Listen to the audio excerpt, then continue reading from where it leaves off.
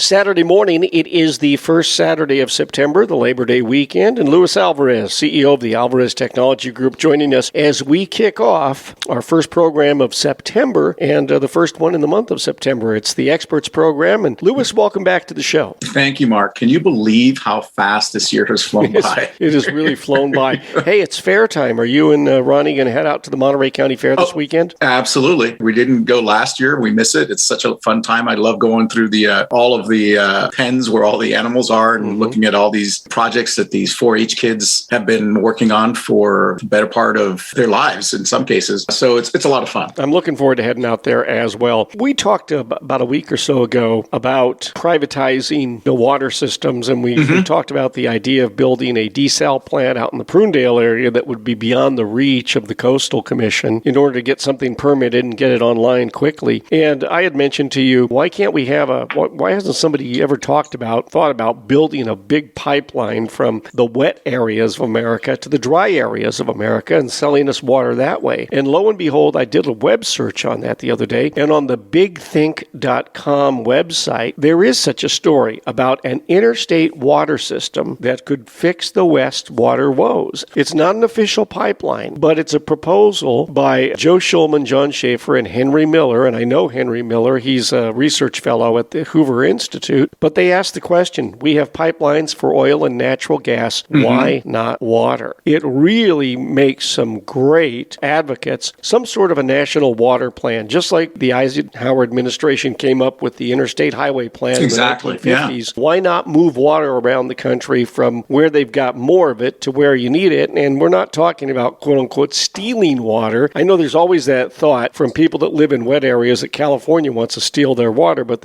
under this proposal, you would be paying for that water and for the conveyance of it. So those people that have so much water, whether it's the Great Lakes region or maybe it's up there in the Seattle area of Washington State or other places in the country that have lots of water, this would be a way of getting water to areas that don't have enough. And it would also be a way of, could be a good moneymaker for some of these communities. Yeah. And I think what I love about these projects that we're seeing more and more of is that there's private industry coming up with these solutions. And it's not this bureaucratic, okay, let's mull this over for 30 years and then decide to do something, because we don't have the time to do that. Right. We need to get the brightest and smartest people working on it, and then let the government contract it out and say, okay, you guys build it, make money doing it. Maybe they'll provide some financial guarantees for loans and things like that. But we need to the Colorado River is not providing the water like it used to. It was a big supplier of the West Coast, LA Basin in particular. Now, since that's being cut back, what else is going to happen? So we need to come up with new ideas for sure. All right. Well, I just sent you a link to the story on Big Think, and you can check it out at some point. Hey, speaking of privatizing different kinds of things, we've got a story here off of CNBC about our International Space Station. Now, it's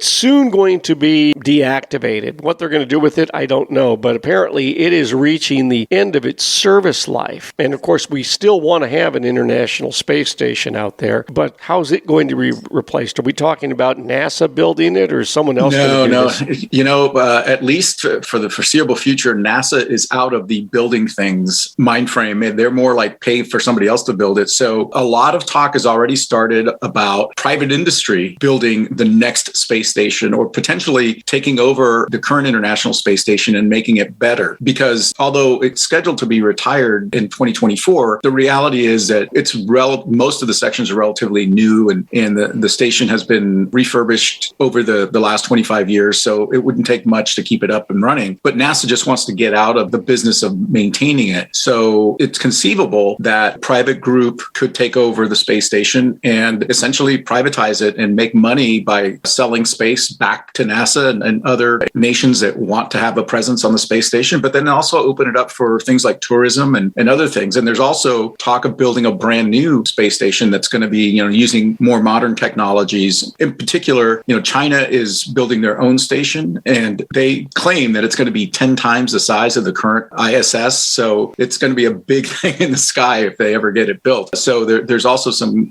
concern that we don't want to let China run space, that we want to continue to have a presence up there. So why do we need a space station? I mean, a lot of people would look at it, Luis, and they say, is this just a toy for a bunch of eggheads? What's the practical benefit to the average person or the population of the Earth from having having a bunch of people living miles above us out there in space? Well, microgravity research, which is what takes place on the International Space Station, as well as astronomical work. But microgravity research has really helped us leap forward in a lot of treatments and development of medicines for things like cancer and Alzheimer's, because there's no gravity, they're able to do things with experiments that you can't do on Earth, where gravity exists. So there's a huge benefit that has come from all of the developments that have happened with the International Space Station, not just in terrestrial diseases, but also understanding the universe and the heavens above us better. I understand one of the other things that they'll gain from this would be the development of creating more efficient water filtration systems and maybe exploring new ways to treat diseases like Alzheimer's and cancer. So there are some real practical applications that come out of this. It's not just people up there playing lost in space. No, and especially if you turn it over to private industry and you monetize it, then that argument of why are we paying good money to keep this thing up and running kind of disappears, because now it's just going to be owned by a consortium or maybe a company, and then